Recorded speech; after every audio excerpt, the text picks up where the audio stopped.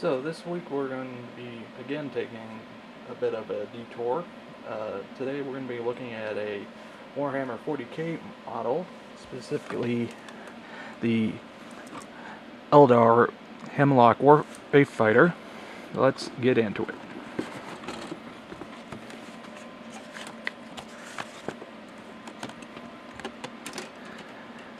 Now, oops, sorry about that.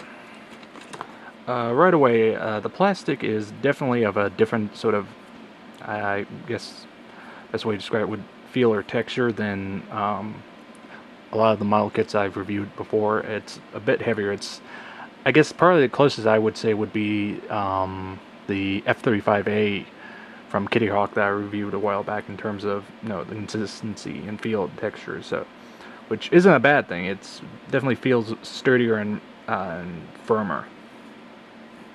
In terms of details, there's a lot of detail going on in this kit. A lot of recessed detail, and definitely is going to take a lot of time and effort to properly paint up, such as the weapons, which you see here, as well as the exhaust fins and various other odds and ends.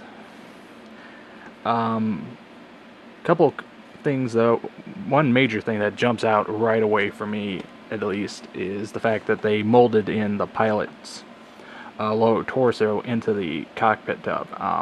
Personally, I usually display mine without the pilot, and to have that in there is a bit of a downer, as it means then I'm going to have to paint up the pilot figure fully. Now, speaking of the pilot figure, chest part comes in two pieces, the front and the back, the arms, and head is somewhere around here. Here we go. You got two options for the headpiece, which is nice to have that. In terms of the control console, there isn't any real detail, which does make sense in terms of, since this is an alien spacecraft, so there really wouldn't be more traditional knobs and dials, as more as you would see similar again to the F-35 with a touchscreen type display. However, the kit does not include any type of decaling or anything, which would have been nice to have, especially for this type of area, so that you could just add that little bit of extra detail. But otherwise, you're given several different options as far as the weapons here, and two different options for tail assembly, which I'll get to in the instruction sheet when appropriate. But here's one version, and that's the other. Continuing on, we have a singular clear part. For some reason, it does have this little bit of raised detail there. I'm not 100% sure if that's supposed to be, and I'm not even sure if this is going to show up on camera. Hopefully it'll focus, but it's like a little, I'm not sure if that's supposed to be like a HUD type display or a mistake in casting. But other than that, my only complaint with it is a little on the thick side, so that's something to be aware of. Now, moving on to the main part of the kit, the two fuselage halves, as well as the wings and the engine housings. As I said before, you're given this open section where you can decide which part to use, whether the canard type structure or the larger tail structure.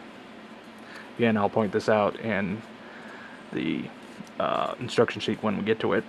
But overall, casting level is very, very high. I definitely, Games Workshop's done a great job in that department. Now, another thing it does come with is a base and a display stand. However, for the life of me, I do not understand why they did not include some type of slot in here to make it easier to mount this. Just to me, it seems like it would be a lot easier and quicker to give you that option. Don't ask me why, but it would have been nice had they done that just to simplify things.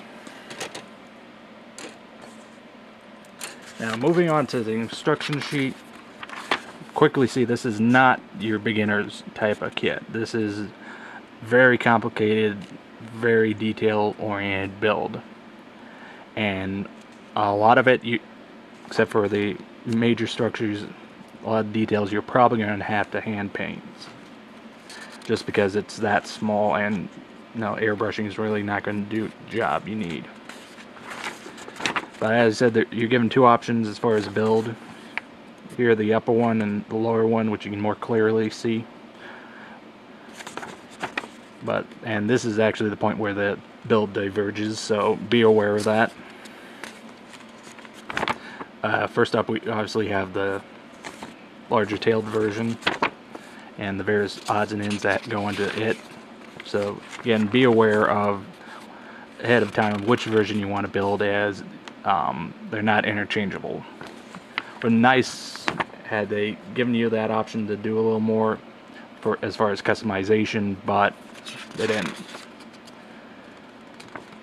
So continuing on, moving to the other build version, it's a little more straightforward and a little less detail oriented. Personally, I think it looks better in this configuration as opposed to the other. And additionally, you're given the option again of two different tail, either the smooth back or the low tail.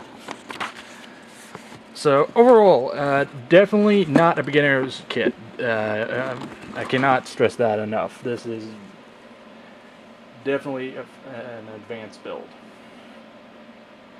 And what's more, even more so given the prices, it is a little on the pricier side. It's runs about 60 bucks. So do be aware of that, but it does look great. Would have been nice if they included decals for it, but unfortunately they didn't. So yeah, that was a look at Game Workshop's Warhammer 40k Eldar Hemlock Wraithfighter. Now, it's definitely an interesting kit that builds up into two very great looking models. So, till next time.